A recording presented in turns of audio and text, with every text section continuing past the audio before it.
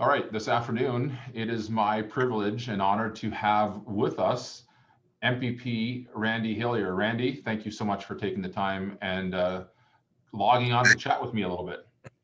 It's my pleasure. Great to see you, and look forward to having a good conversation. Randy, I think a lot of times in our current situation that we find ourselves in, the crisis that's globally turning into a crisis globally, we find that people are looking for solutions. What's happening? How do we fix this? How do we get back, especially people that are concerned about maybe the loss of their freedoms and creeping incremental tyranny and all these things that we see bandied about. And we wonder, what is the solution? Is there a political solution? And that's why I'm especially pleased that you were able to come on and talk to me today, because I had some questions for you. You've had a long stint in politics, and maybe you could introduce yourself a little bit. Tell us, what brought you to politics and what's been a little bit of your journey in the Ontario legislature.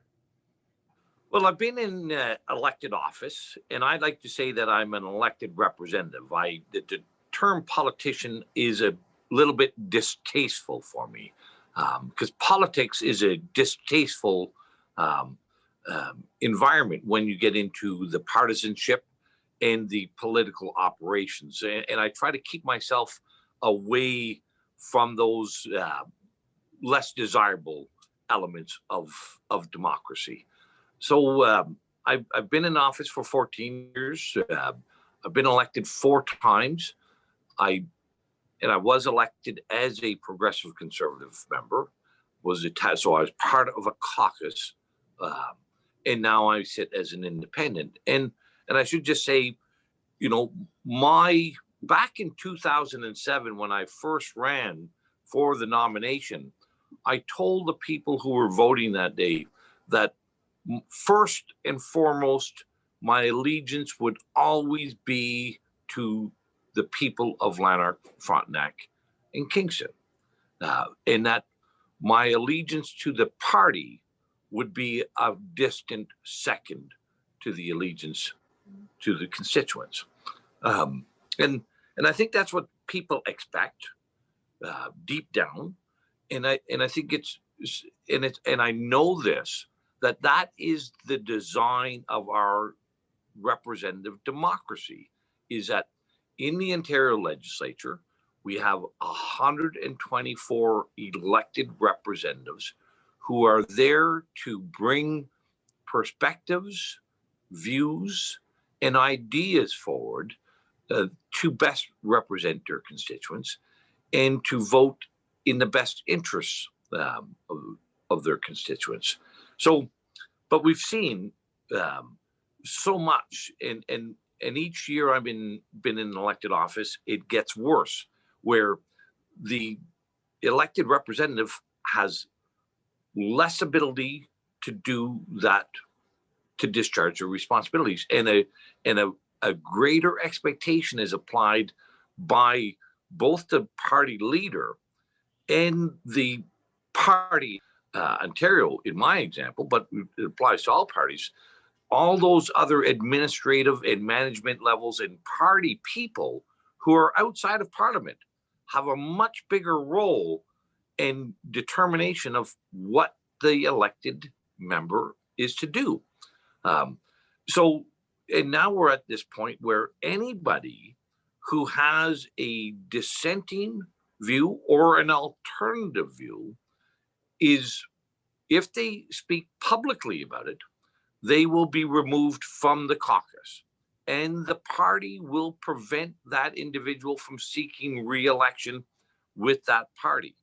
So instead of having 124 voices all engage in thoughtful discussion and debate on a policy, you have 3 viewpoints: the leader of the government, in this case, the Premier Doug Ford, the viewpoint of the leader of the opposition, the NDP, Andrea Horwath, the Liberal leader's view, and now we do have a few independents within our legislature now, 3, but really, our democracy has been diminished from 124 voices to essentially 3. Um, and, um, and that's, it violates, it not only distorts the design of our democracy, but it violates its integrity. It violates its purpose and its function. Um, and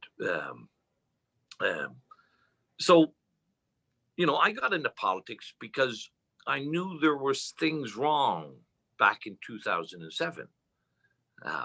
And my expectation and my hope was that by the time I finished elected office, things would be better. And now we have COVID, and things are much, much worse in 2014, in 2021 than they were back in 2007. So 14 years earlier, and they're getting worse. And we better wake up to this, that we no longer have a functional representative democracy in this country.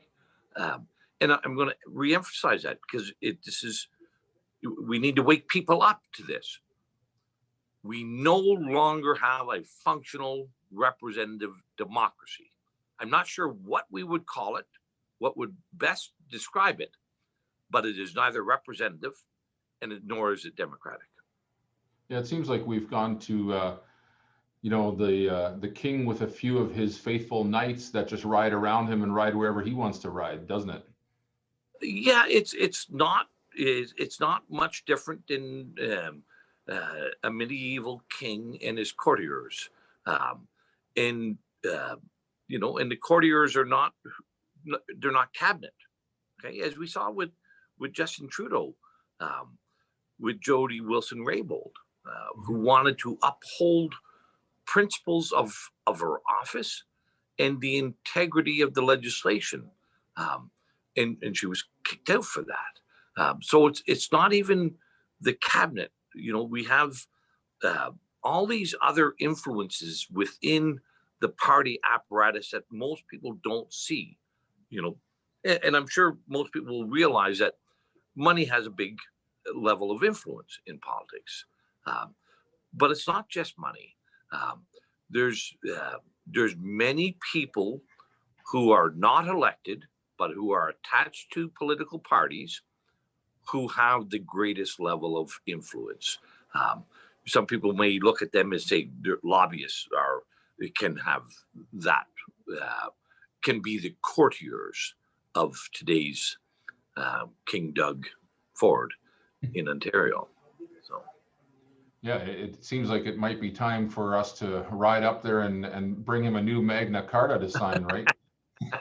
well, you know, and I think, but that brings up a good point, that, you know, just as the elected people have lost sight and have distorted their roles, I would also say that the public has lost sight of what their role is. Absolutely. And so we have this amplification of the problem. You know, I can't begin to tell you how many people I've spoken with over the years, and very acutely this year with COVID, who they don't understand that their voice does have influence. Their voice has power. And so often I'll hear people say, well, there's no sense sending a letter. There's no sense making a phone call because they don't listen. Well, that's untrue. If there's anything politicians do, is they follow public opinion, and they're not leaders of public opinion. There's followers, and they follow who are speaking out. So those people, like right now, a great many people are speaking out who are fearful of COVID, who feel threatened by COVID, or who like these restrictions, and they're benefiting from it, and they're speaking out. And a great number of people who oppose COVID, these COVID lockdowns, and see the harm that they're doing, are being silent. And they're silent because they think that they may be shamed in the public square, or they may be shamed on social media. They may, or they may be marginalized at work, and they have silenced themselves, and they are no longer part of the public opinion square. But but with a representative democracy, every elected member needs to hear from their constituents often, frequently. So if I am to be a good representative, I have to be talking to people. I have to understand what their concerns are, and I need to take those in and examine them and see how public policy can best accommodate those concerns. So if you think your job in a democracy is to cast a ballot once every 4 years, well, don't be surprised that it's broken the next time you go to cast a ballot. Okay? If you haven't been engaged, and informing politicians, but there's another element of this as well, is why freedom of speech and expression is so important in a democracy, is that the public square is well informed, okay? And people need to be speaking out all the time, everywhere, whether it's talk radio, or whether it's letters to the MPP, or letters to the newspaper, to the editor, or whatever avenues that are available to you. You have to utilize them, unless you just want to be somebody who is towed by the undercurrent of those who do engage. So I see this, both the public have lost insight and knowledge on what their role is, to at least the same degree as how much elected representatives have lost knowledge and insight on what their responsibilities are. Yeah, you make a very good point.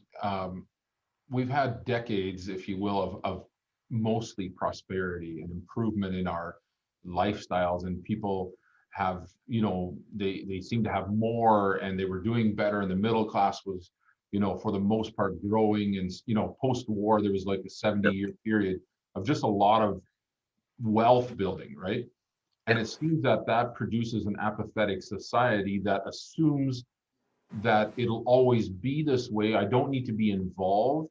I don't need to be a driver of change, because everything's good. And I feel like as Canadians, for the most part, we've become very apathetic and very entitled, and taken what we had for granted.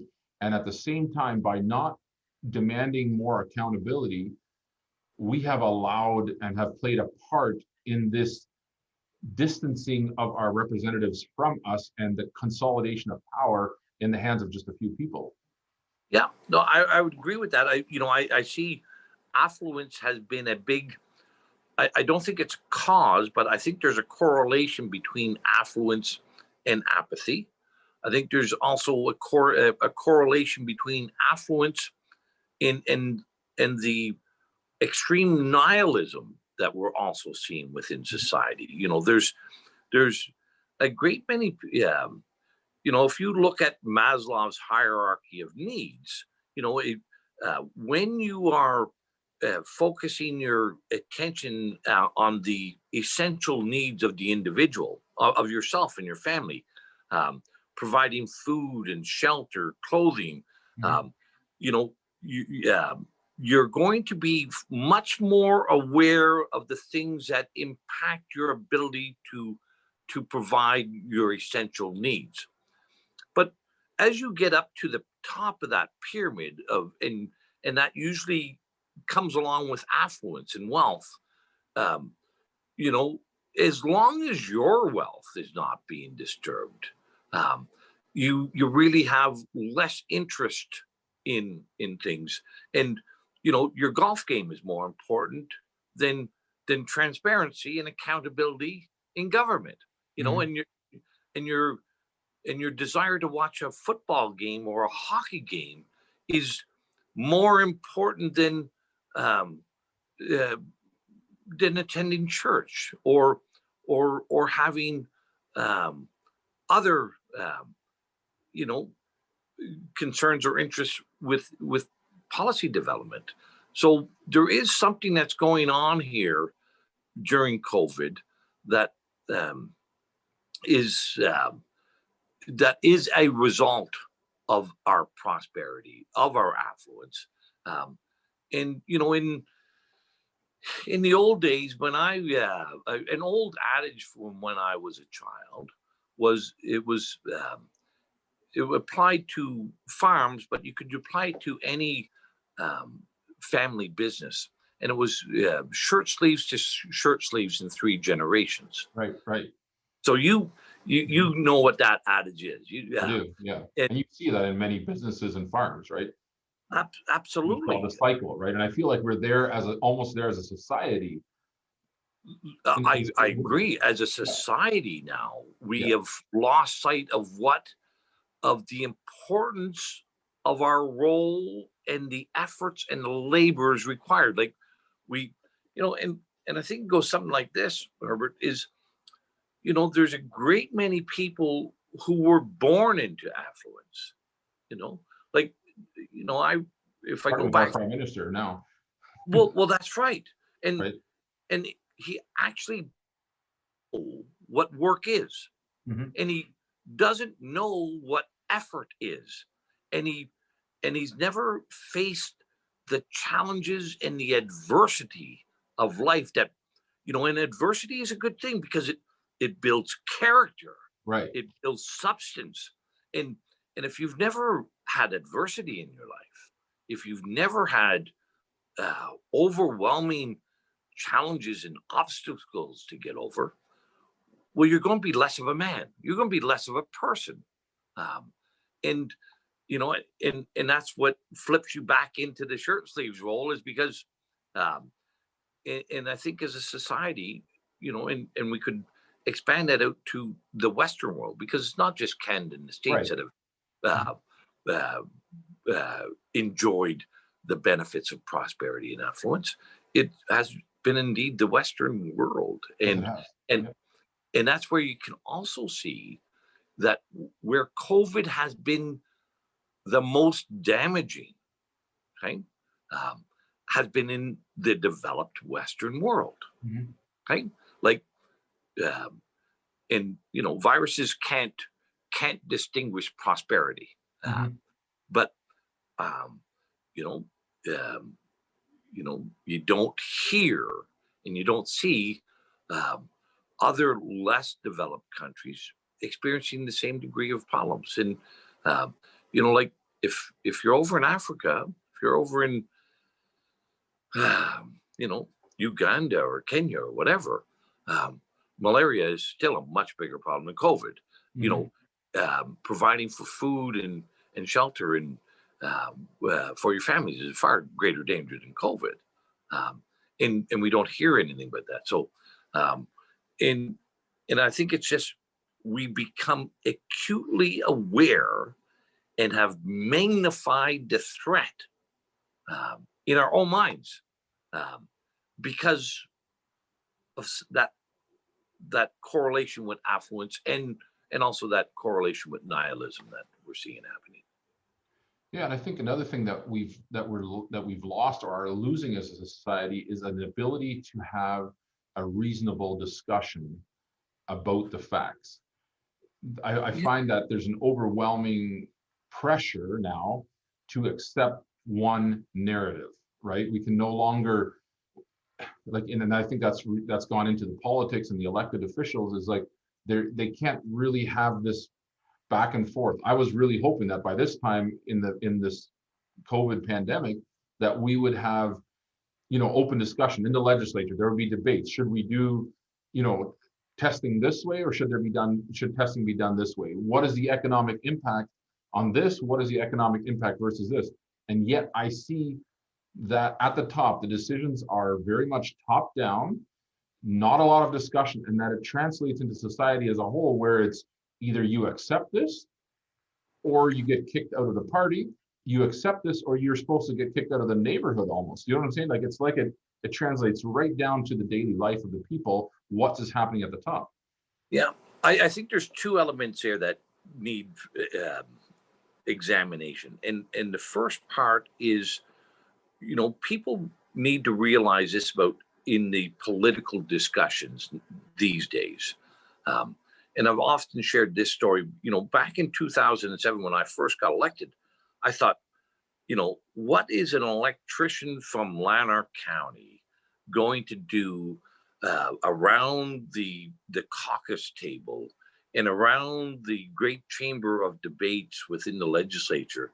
I'm going to be thrown into the mix of the brightest minds and the best people, and engage in these thoughtful conversations and discussions. And of course, I was knocked over. I had the chair pulled out from underneath me because I was wrong. I was fundamentally, my whole premise was wrong. In the political world, first there's the political theater, which is really important. But what drives the theater, what is not seen by many people, is all political discussions in the caucus room are centered on a singular facet, and that is, will our decision lead to our re-election or to our electoral defeat? We don't ever consider what is best for our constituents, what is best for the province or the country, how things will impact people. Everything in the political world is looked through that prism of, will it help me get reelected or not? Okay. So you end up with a very elementary, very superficial discussion and debate, a very distorted discussion. And everybody is handed a piece of paper. When they get up to debate something, you can see this. There's only very few people who get up in the House to debate who don't have a prepared speech. That prepared speech is vetted by the party and approved by the party, and it's the talking points of the party, right? There are a few of us who get up and speak without notes and without prepared speeches in debates, but they're very, very few. And they're all out of the party, it seems, right? there's yeah, well, you don't last in the party if you have your own mind and your own view. But there was a second part of that, and it's the conformity of opinion.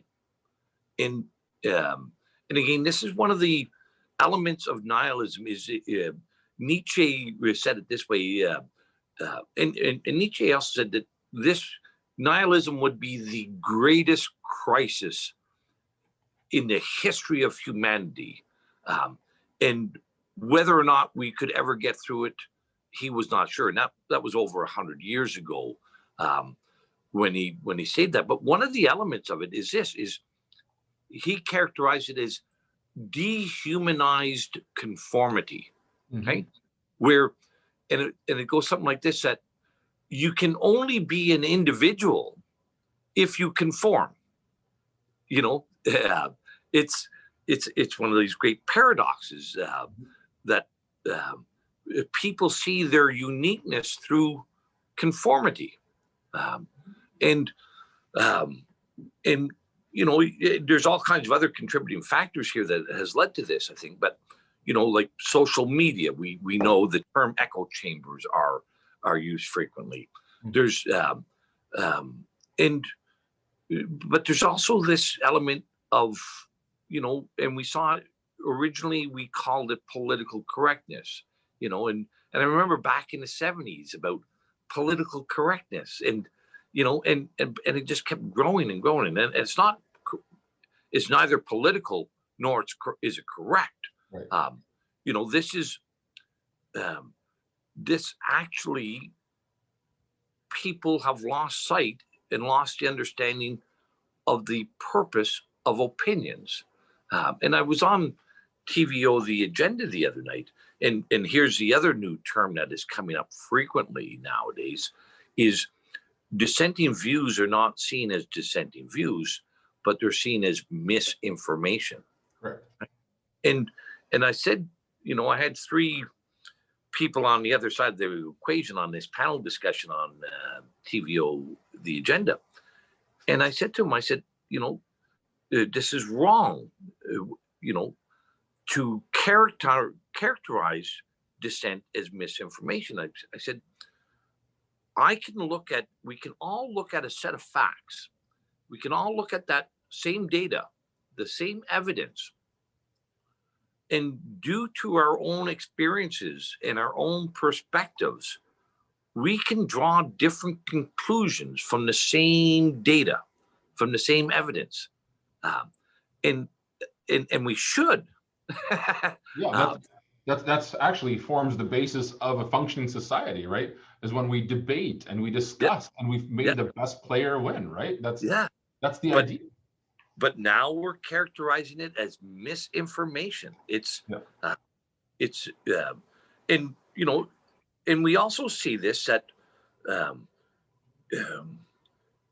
any challenge to the dogma, and that's really what it is dogma now. This is, I saw yesterday, New Brunswick announced that they would put their entire province into a more restrictive zone than Ontario has. And there is one person in hospital in the entire province with COVID. One person with COVID, not in ICU even.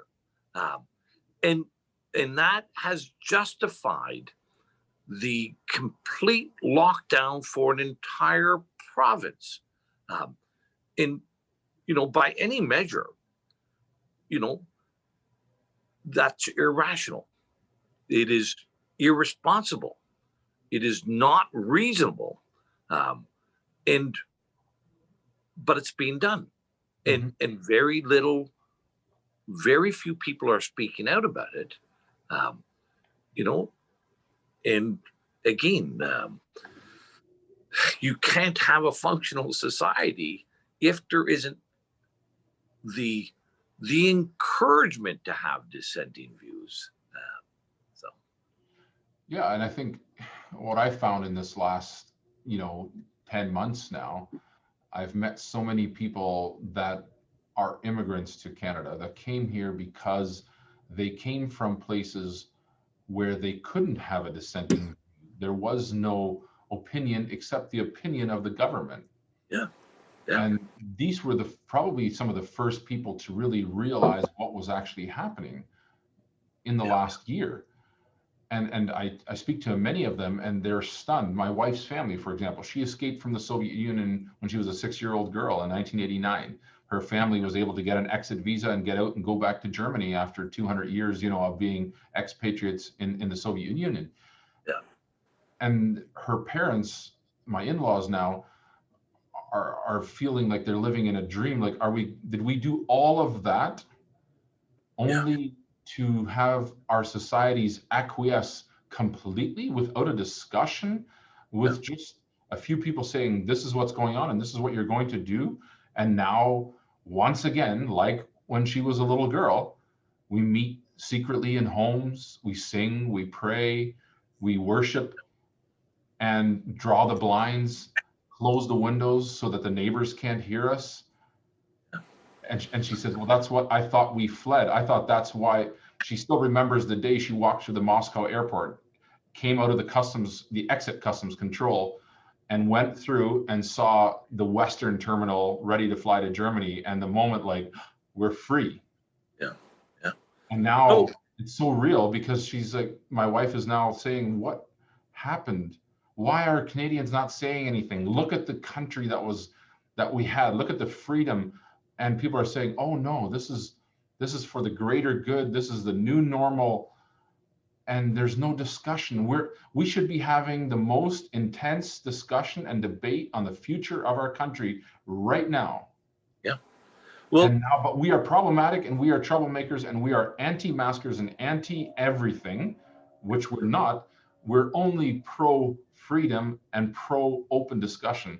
But no, now we are suddenly finding ourselves, like yourself, on the fringes of society because we're no longer people that are valuing our country and loving our neighbors. Yeah, I did a video a little while back, and it was called "We Are Living a Lie," Mm-hmm. and it was directly from those conversations with people who had fled the former Soviet Union in the late 80s and 90s, and they still have this. They're still the first generation with the shirt sleeves. That's right. Yeah. Okay. They just know were able to buy a coat a little bit ago, right? they know what this is. That's right. And many people in Canada don't know what this is.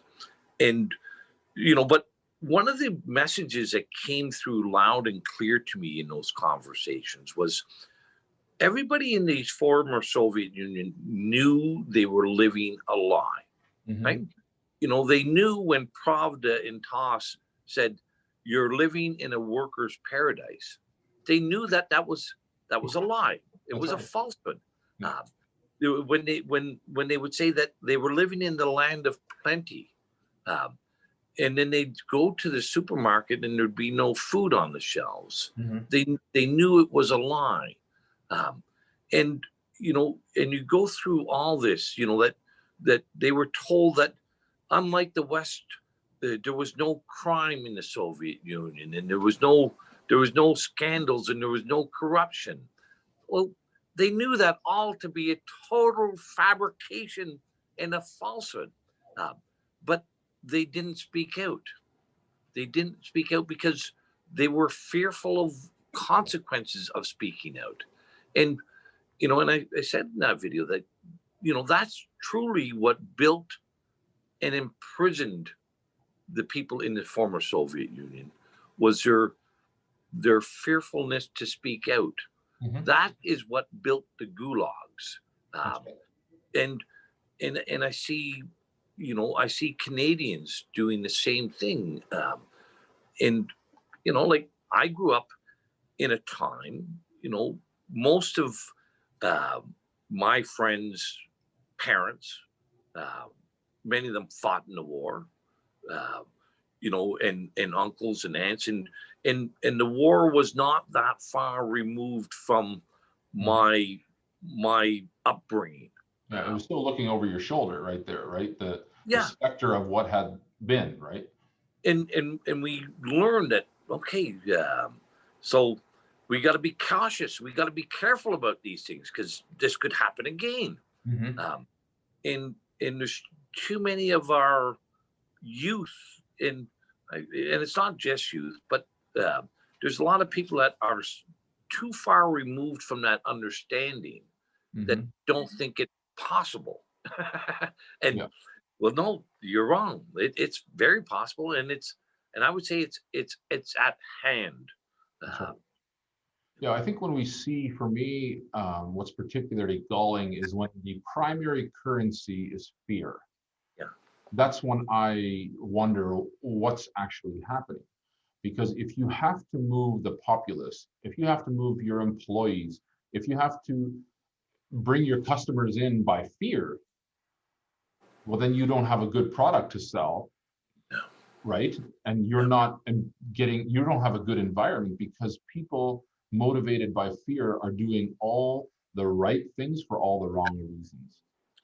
Because like you said, they read the newspaper, they knew what the Pravda said on a daily basis, they knew what was the reality, but they were too afraid to speak out because of the consequences. Yeah. And now we find ourselves in a situation where most people now are too afraid to speak out because of the consequences. Yeah. And who would have guessed this 5 years ago? Well, but here's the important point. Right now, the consequences are being called names. Right. Right? That's the extent of our consequences. That's You right. know, generally speaking. Right. Even though I did have one person who was kicked off a job site in Ottawa yesterday for having a difference of view on the effectiveness of these lockdowns. But we're seeing nurses being fired, and we're seeing doctors sure. speaking out of losing their job. And like you say, we're not at the point, you know, if we have this conversation, we're likely not to end up in jail tomorrow. Yeah, but this, consequences lead to worse consequences. This is what, again, this is what builds the gulag. That's right.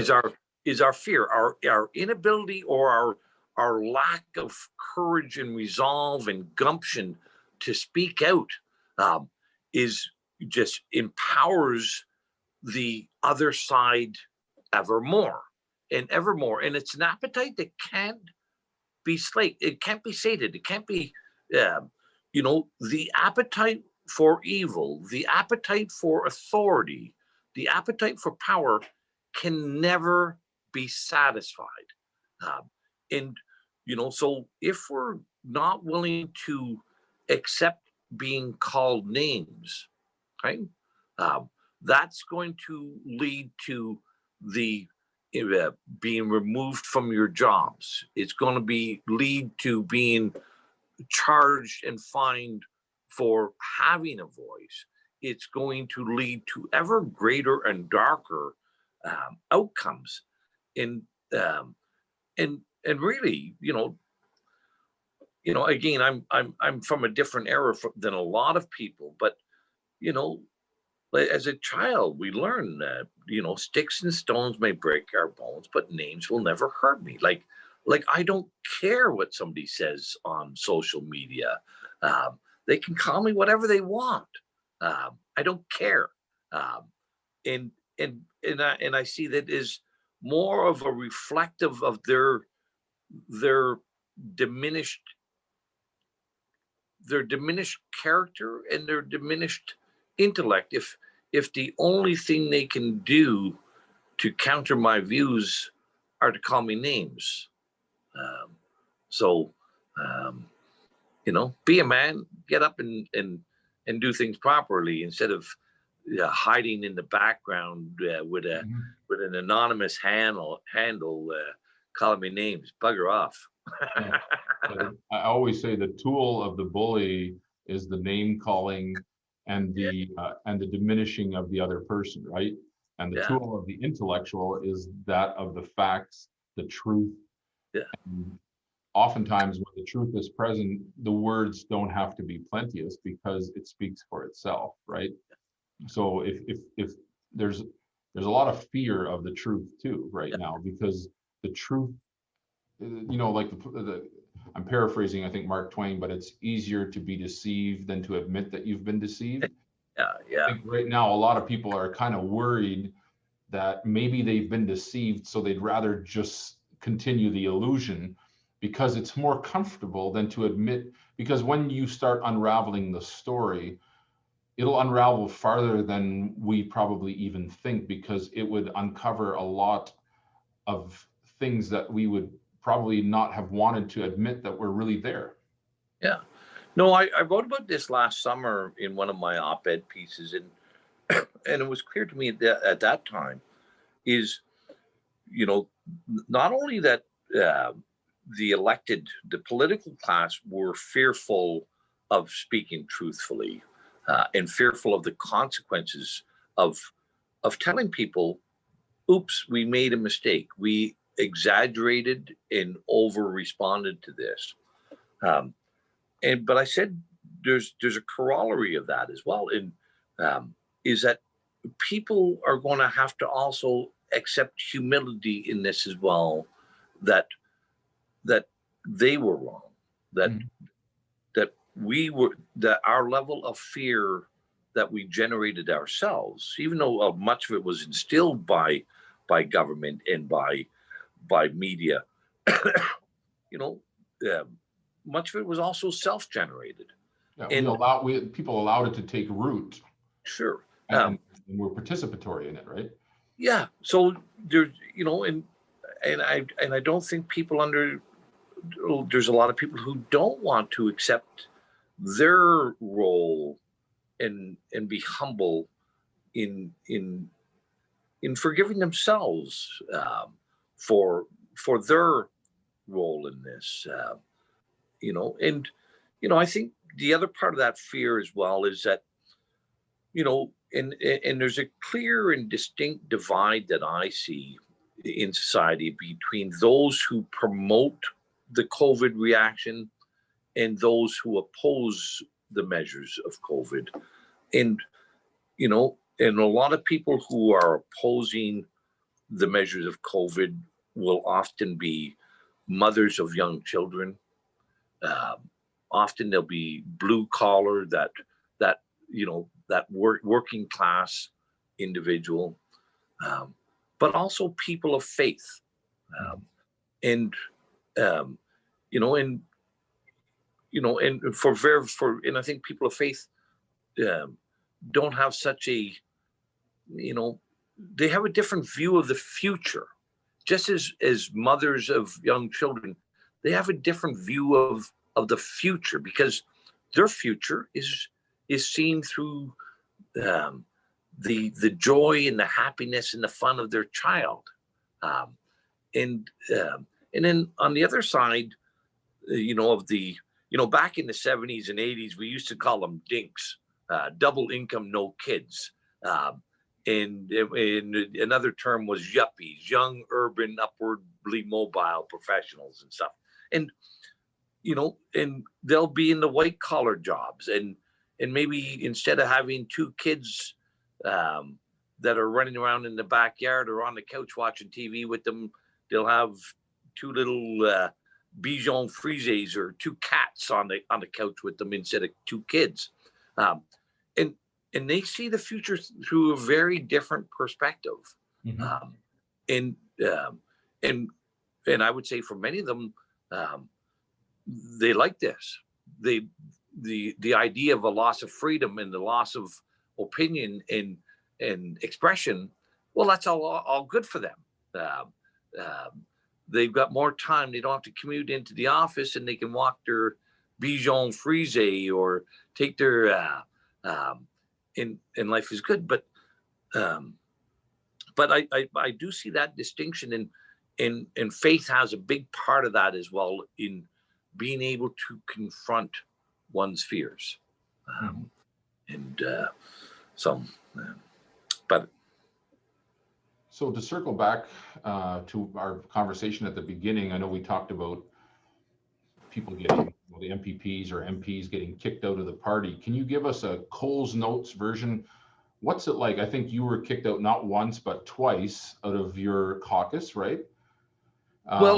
What's it like? Do they pick up the phone and say, Randy, get your stuff out. You got 5 minutes out of the office. Give us a quick synopsis. What does that look like when, we see the media headlines, but I sometimes wonder what happens in the back halls when that happens, when that decision is made. Well, I've only been kicked out once. I've been in the penalty box often. Okay. So when you challenge the leader's view, I remember one time I was on the front bench, and I was moved back to the farthest corner on the last bench. Another time I was removed from my committee chairs in my roles on committee for having opposing views. And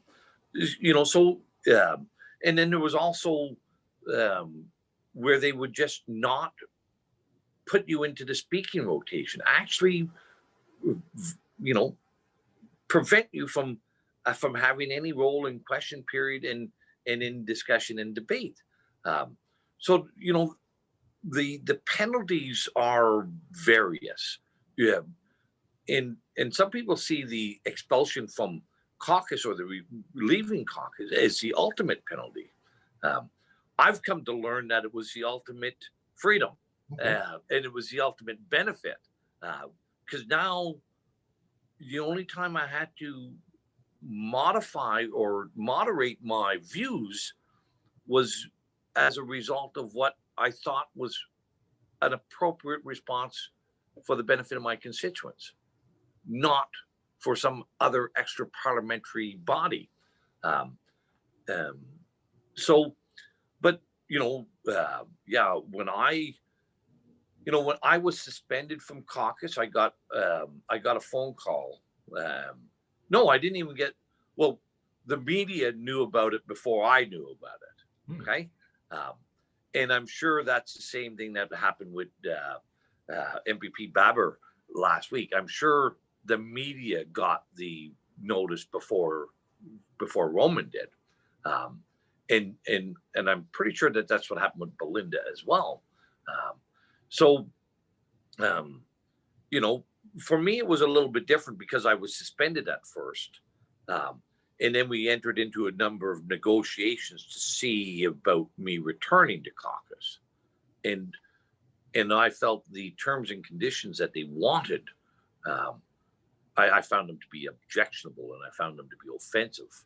And I told them to piss off.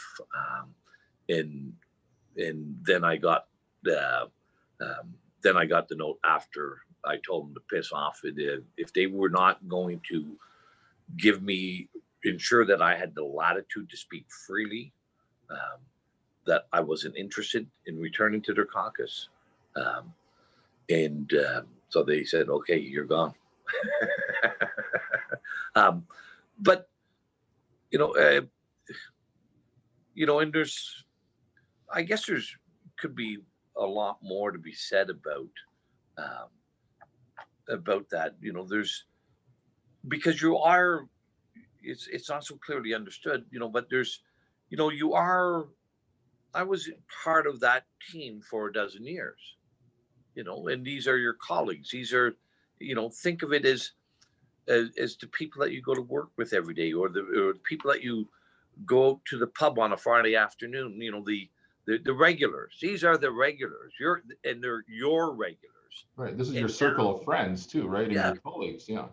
Yeah. And now they can't be seen to be talking to me, because I'm the enemy now. And so at least in public, they can't be seen to be near me. They can't be seen to enjoy my company, to sit down and have lunch together. There's all these other extraneous elements that is part of the marginalization, part of the ostracization of not being part of the herd, or not being part of the preferred team or any team. So one more question, and we know Premier Ford. Even I met him during his campaign, and he had a certain marketing aspect that was for the people. It was Ontario open for business. From your experience in government, and now as an independent, and you were a member of the party, of course, in the caucus, was that a shtick? Was that marketing? Or did something happen where he lost his way? Because I think the Premier Ford that we saw today was not what a lot of people would have expected that cast their ballot for the Progressive Conservatives in that election, and thinking that this was going to be a new way of doing politics and a new way of governing the province. Yeah. So I would say, contrary to popular belief or conventional wisdom, political parties have no ideology. Political parties have no principles. They have no underlying political philosophy. As I said earlier about around the caucus table, everything is looked at through the singular lens of re-election. So it is a marketing. Every election campaign is a marketing campaign, right? And parties spend a lot of time and a lot of money trying to find out what messages are going to resonate with the people at that time. So, those were marketing messages for the little guy, open for business, all that, those were tested through focus groups, through polling, and no, I also think, as a general statement, that Doug believes that. Okay, that we should be open for business, that that we should be for the little guy, we should be for everybody, and but that's as a general statement. But they don't hold water compared to his reelection. So now we've seen a government who said open for business that has destroyed businesses, and thousands of them, and is continuing to do so. Yeah, at historic proportions, actually. Yeah, and instead of being for the little guy, he's for, Walmart and Costco. Like everything has been flipped on its head here. But again, if you go back and say to yourselves, political parties have no ideology, they have no philosophy, they have one purpose, and that's to be reelected, right? To retain power. And they will say and do anything to do that, okay? Including lying, right? They this is, and maybe lying is a harsh word, but they will certainly omit relevant and important information to make this statement appear to be true that is false. Okay. And so, we've known this in the Western world since the creation of the Western world, since probably since the beginning of time. But let's narrow it down a little bit. We know that there must be safeguards placed on power. There needs to be checks and balances on power, because people with power will abuse it. Absolute right? Power corrupts absolutely, right? Right. So we know this to be true. We also know that part of the importance of the Fourth Estate, the media, was to dig in and inquire and investigate and make sure that the lies government were going to tell us were limited as well. Mm-hmm. Not that there wasn't going to be lies, just that they'd have to be more careful about how they lie, and they wouldn't make big extravagant lies, just little lies. And we've known this throughout my lifetime and long before. Is everybody, if you would have said to a year and a half ago to 10 people on the street, do you trust government and do you trust what they're saying to you? Well, probably 8 or 9 would have said, you got to be crazy to trust government. You got to be crazy to believe what they're saying to you. And now we see this fear and all these other elements that we've talked about. Is 8 or 9 people are saying, yeah, we trust government, or some big number are trusting of government now. Yeah, we seem to be split kind of on that 70-30, if you can believe opinion polling, right? That's apparently where we are. Yeah, there's been some changes this week. There was another poll out which seemed to be that gap narrowing. But I think it's important for people to realize this, that the people inside power are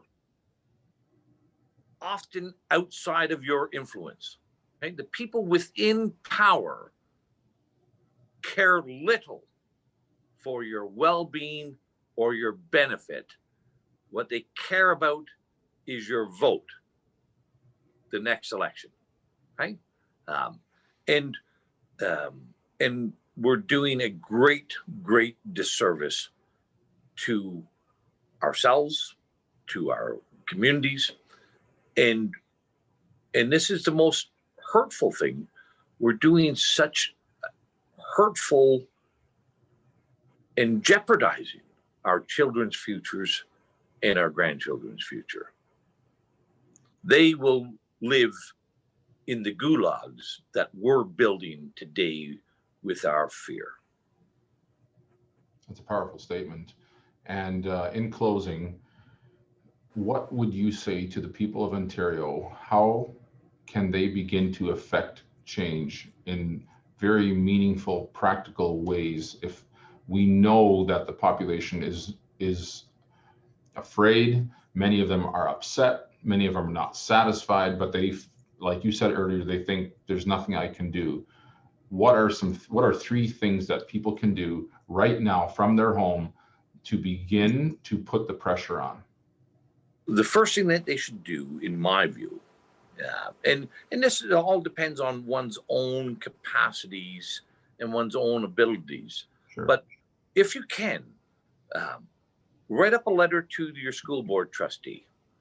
Then write up a similar letter to the director of education for that school board, and if you've got kids, and then write up a letter to the director or the chief medical officer of health for the public health unit in your area, and then write another letter to your mayor of your municipality and to the elected members on that council, and then do the same thing with your MPP and with your MP. And you need to express your view to everybody. And it's not that you want a response back. The value here is informing your elected person of your view. You don't really care what their view is. You want to make sure that they know what your view is, okay? And then if you've got talk radio in your neighborhood, when there's a talk radio show on, get on and tell people that you oppose these measures and why you oppose them. I was on the Oakley show in Toronto, and I couldn't believe it, Herbert. I was speaking about my opposition to COVID, and the producer before the show was talking to me, and I said to him, I said, well, I hope you're going to open up the line so we can hear from people and allow them to ask me questions. And the producer said, he says, what's going on here? Politicians don't like talking to people on live radio. And I said, well, I do. And he said, well, if you want to, we will, but, you're going to get slammed by a bunch of people. And I said, okay, well, bring it on. Mm-hmm. I want to have that discussion. That's right. And anyway, I went on with Peter Sherman on AM 640, and overwhelming. Everybody calling in was saying these COVID measures are crazy, and they support my view. Producer called me up after the show, and he said, Randy, he said, that was outstanding. He said, our switchboard was lit up like I've never seen. And he said, we had to keep going through all the callers to find somebody who disagreed with you. And he said, we finally found one person who disagreed with your view, and we had to put them on the show because, to show some balance. I've got that up on my Facebook pages and stuff, and people can hear what was said. Your voice on the radio tells so many others, okay? And encourages others to speak out, right? Sure. Yeah. I'm not just alone, because so many people think maybe I'm the only one that feels this way. That's right. And that's again because of our self-censorship and our fearing speaking out. But I would say one other thing is, everybody in your neighborhood, nice and clearly and easily where you stand, get a sign from nomorolockdowns.ca and put a sign on your front yard that says, no more lockdowns. It's not confrontational. It's not aggressive, but it tells all your friends and neighbors the same thing as if you were on that talk radio show speaking out. Democracy is using your voice. You have to use your voice if you want this to work. Randy, thank you so much for your time. I really appreciate it. And on behalf of everybody that's going to view, thank you so much for your valuable insight. This was fantastic. It is always a pleasure, and we'll look forward to chatting again another day.